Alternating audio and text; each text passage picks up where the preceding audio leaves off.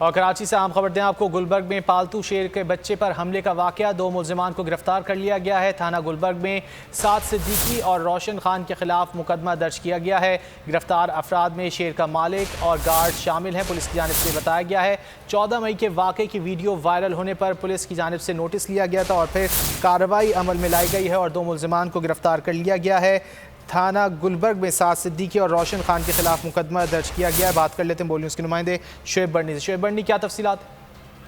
जी देखिए, ये कराची में गुलबर्ग ब्लॉक 11 के इलाके में 14 मई के दिन जो है पालतू शेर जो कि पेट एनिमल के तौर पे इनके घर में मौजूद था, ये गली में मौजूद था और इसने वहीं पे करीब में खड़े हुए एक बच्चे पर हमला किया था।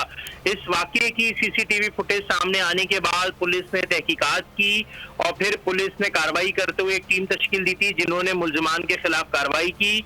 और ये जो पेट एनिमल रखने वाले लोग थे, लेकिन वो क्योंकि शेर था और वो खूंखार जानवर है, तो लिहाजा उसके मुताबिक मुकदमा दर्ज किया गया और फिर कार्रवाई करके 2 मुल्जिमान को गिरफ्तार किया। मुल्जिमान में साद बिन असलम सिद्दीकी और रोशन खान वल कंबो खान नामी 2 मुल्जिमान शामिल हैं, जिन्हें पुलिस ने गिरफ्तार किया है।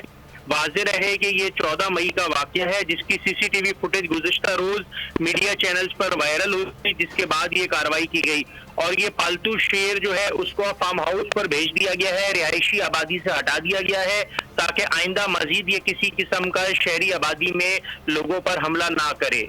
जी बहुत शुक्रिया शोएब बर्नी, आपने इस हवाले से आगाह किया।